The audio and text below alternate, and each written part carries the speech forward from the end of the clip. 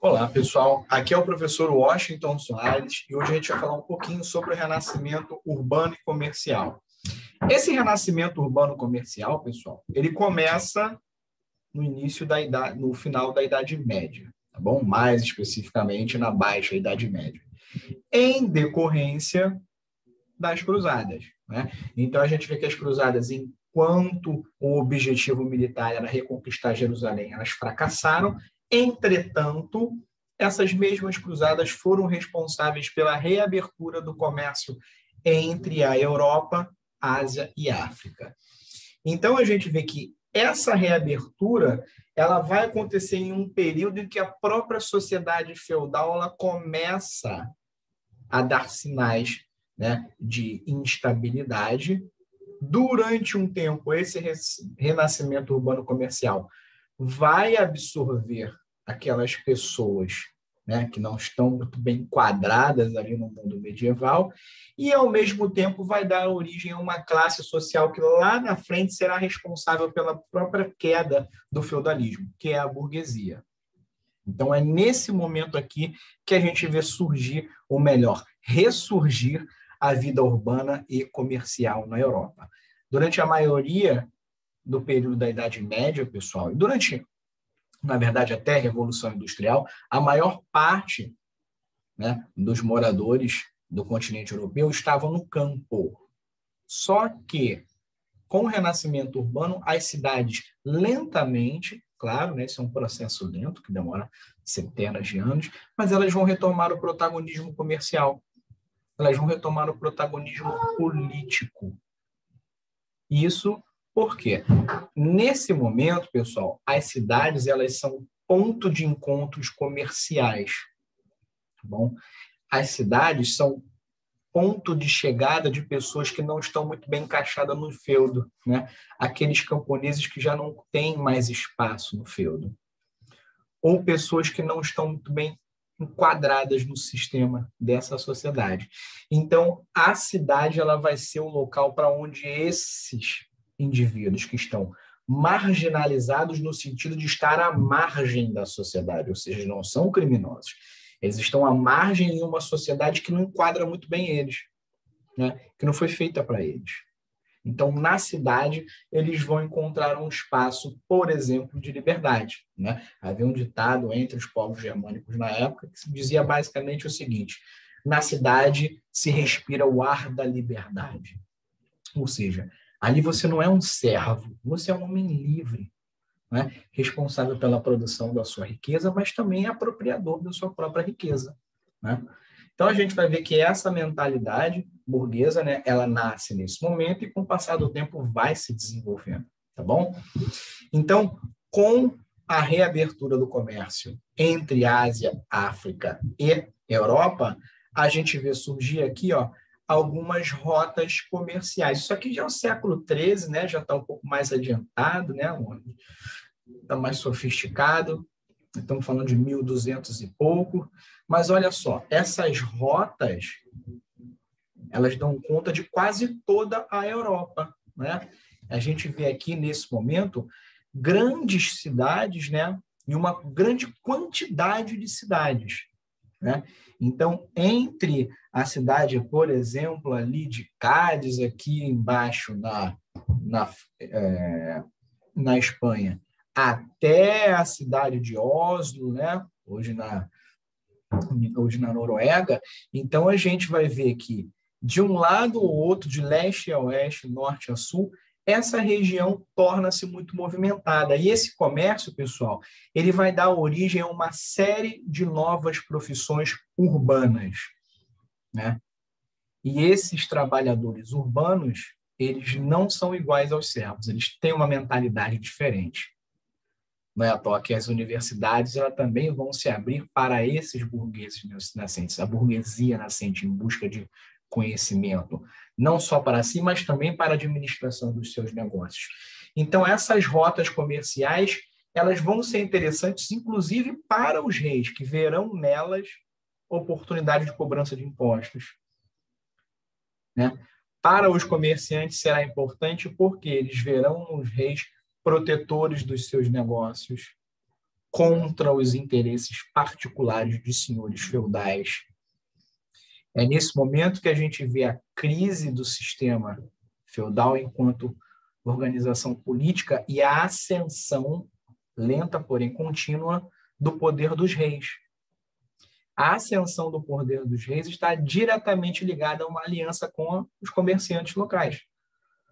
Por quê? Se o rei dominasse um território vasto, ele conseguiria uniformizar a cobrança de impostos, conseguiria defender as estradas, que muitas vezes são atacadas por salteadores, por criminosos. Isso tornaria, por consequência, o comércio mais seguro. Um comércio mais seguro é mais interessante para comerciantes, obviamente, tá bom? Aqui a gente vê que algumas feiras, elas se destacam, né? As feiras de Flandres, na região que hoje é a Bélgica, e de Champagne, que hoje é a França, tornam-se grandes feiras e que atraem centenas, às vezes milhares de pessoas, né? Então, essas feiras, pessoal, elas servem também como ponto de encontro de várias rotas, né? Então, se eu estou aqui na cidade A, eu quero comprar alguma coisa muito distante, eu posso ir até uma feira na cidade B e comprar, eu não preciso ir até longe fazer isso. Então, o comércio, ele provê essas necessidades, ou seja, essas trocas de produtos diferentes. Sem dizer que as diferentes regiões da Europa vendem diferentes produções, né? Artesanais, manufaturadas, as especiarias que vêm da Ásia são revendidas em toda a Europa. As grandes portas de entrada são Gênova e Veneza. E a partir dali, partem para o resto da Europa, ou em vias marítimas pelo Mar Mediterrâneo e depois pelo Atlântico, né, contornando até o Mar do Norte, como a gente vê aqui, né, indo até Oslo, até Estocolmo, ou são rotas terrestres, né, passando por dezenas de cidades no meio do caminho. Então, essa riqueza, pessoal, ela vai se espalhando pela Europa. Repito, é um movimento lento, porém contínuo, tá bom? Olhando para trás, do ponto de vista histórico, é um movimento irreversível, tá? E a gente vê que há, inclusive, essa percepção por parte de alguns senhores feudais, que, por exemplo, alguns senhores feudais dão sorte de ter uma cidade, né, entre as suas possessões, e essa cidade, com o tempo, se tornar uma rota comercial. Ou, em muitos casos, cidades nasceram no entorno de feiras, né? As feiras de ponto de encontro. Aqui, por exemplo, o que as pessoas fazem? Com o passar do tempo, elas vão construindo casas e aquela feira que era um ponto de encontro torna-se uma cidade. Então, isso aconteceu. As duas situações que eu narrei acontecem aos montes. E muitas dessas, ou seja, uma cidade comercial ou uma feira, muitas vezes elas estão dentro de um território de posse de um senhor feudal. E como o território é dele, né, o que ele faz? Cobra o imposto que ele quer.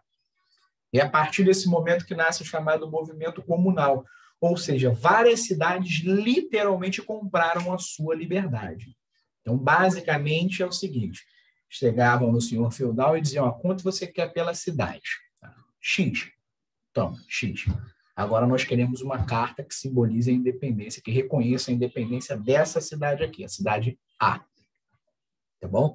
E com isso os próprios burgueses administravam essa cidade, né? Organizavam prefeituras, enfim, funções administrativas ali, e eles mesmos ocupavam. Então, muitas dessas cidades livres e cidades mercantis, principalmente no Mar do Norte, ou seja, na parte norte, né, da Europa, vão formar a chamada Liga Hanseática, ou seja, essas cidades se unem para se proteger e fortalecer esse comércio. Então, a gente vê aí o mapa em laranja, a área de atuação dessas ilhas, dessa Liga Hanseática, né? São cidades livres e muito poderosas, né? O que começam a atrair, obviamente, a atenção de outros comerciantes, a atenção dos reis que passam a ver nesse novo movimento, né, nessa nova transformação, algo que possa lhe interessar, tá? A gente vê que dentro das cidades haverão as chamadas corporações de ofício, ou seja, uma associação de artesãos. Exemplo, marceneiros, carpinteiros, sapateiros, etc. dentro disso, dessa associação, ao controle da produção e do preço. Então, não há uma livre concorrência. Exemplo, nós moramos na cidade A. Então, nessa cidade A, há uma corporação de ofício dos sapateiros. Então, todos os sapateiros da cidade necessariamente estão nessa corporação. E eles fecham, ó, ninguém mais vai vender sapato aqui a não ser a gente.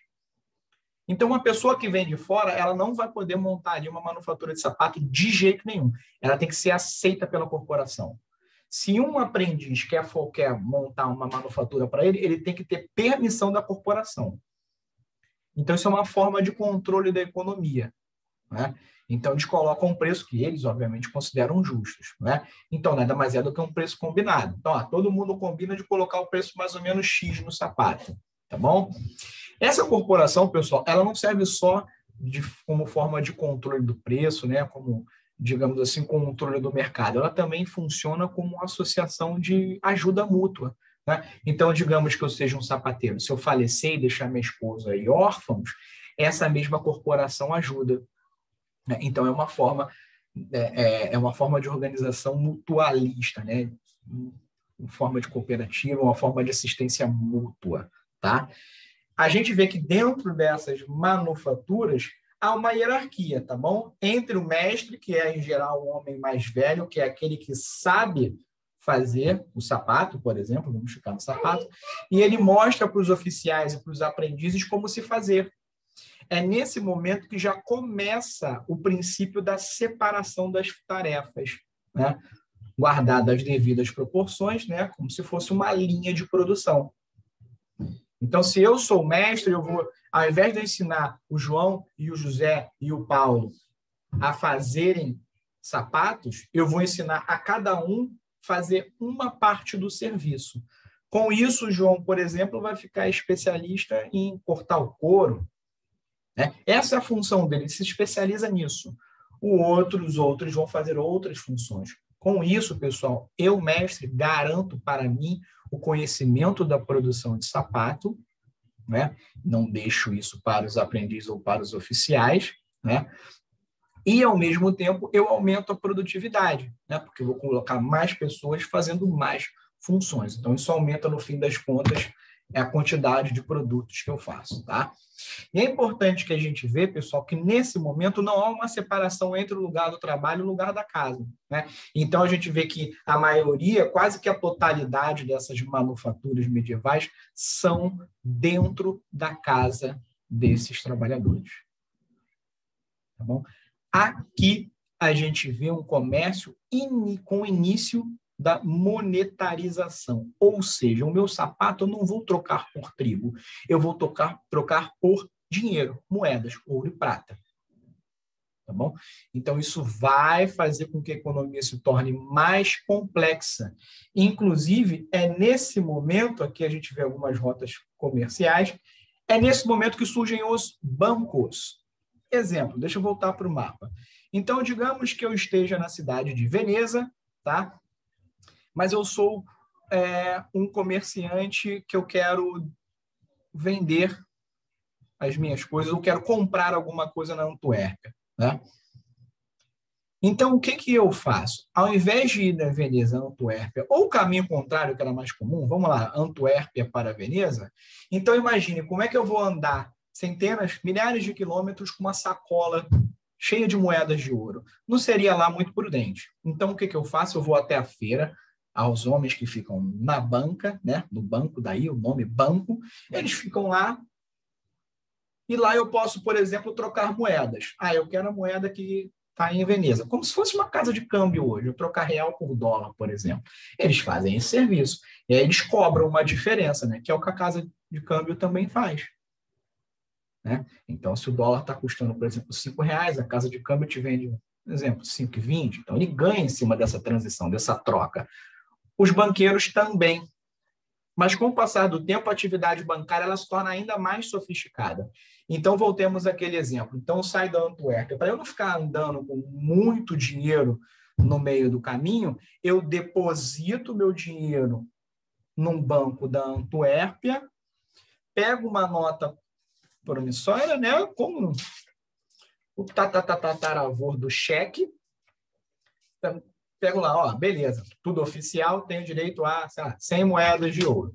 Então, eu pego esse papel, ao invés de eu ficar andando com dinheiro no meio do caminho, esse papel que só pode ser retirado por mim, eu vou retirar lá em Veneza. Eu chego lá em Veneza, eu pego as minhas 100 moedas, né? Ou algumas a menos, porque o banco cobra para fazer isso. Então, a atividade bancária, pessoal, ela vai ser interessante porque ela vai permitir, inclusive, o comércio mais sofisticado. Né? Eu começo a pegar empréstimos, eu posso fazer depósito de dinheiro, não preciso ficar andando com dinheiro na rua ou ficar com dinheiro em casa. Então, com o passar do tempo, essa atividade vai se tornar cada vez mais complexa. E esse renascimento cultural e urbano vai dar origem ao mundo burguês. Por quê? Quem mora na cidade, pessoal, a cidade em alemão se chama Burgos. Quem mora nas cidades são os burgueses. E aí, o burguês não é só o comerciante, não. É o sapateiro, é o carpinteiro, é o açougueiro, né? É o pintor, enfim. É o sujeito que mora na cidade. Com o passar do tempo, eles vão se especializando, seus filhos vão acumulando a mesma função dos pais, e muitos deles, sim, com o passar de algumas gerações, tornam-se famílias ricas, né, de grandes comerciantes ou grandes banqueiros. Aqui a gente vê uma representação da cidade de Viena, né, hoje capital da Áustria. Reparem que essas cidades elas são muradas inicialmente, né, num movimento muito parecido com os antigos castelos. Então, são cidades muito pequenas, basicamente o tamanho de alguns bairros aqui, né, das cidades em que a gente vive, e ela é toda murada justamente para que não fosse invadida, né, por outros povos. Mas com o passar do tempo e com o crescimento populacional, essas casas vão sendo feitas para além desses muros, e a cidade ela vai crescendo cada vez mais.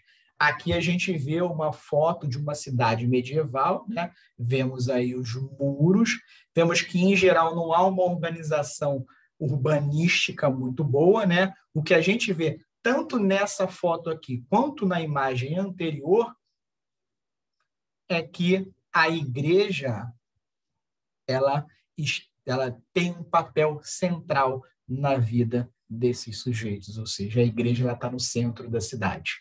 Né? A gente vai ver que a própria arte gótica, né, que começa a nascer nesse período, é uma arte mais urbana, se comparada à arte românica, que é ainda mais bruta, né, de um tempo ainda mais duro para a Idade Média. Aqui a gente começa a ver nascer o sistema econômico capitalista, tá bom? Então, o comércio baseado em lucro, ele existe, e ele convive com o sistema de produção feudal. O sistema feudal, pessoal, com o passar do tempo, ele vai se mostrar ineficiente, ele vai se mostrar atrasado, e, portanto, vai ser substituído pelo capitalismo, mas isso já um pouquinho mais adiante, tá bom? Com isso, terminamos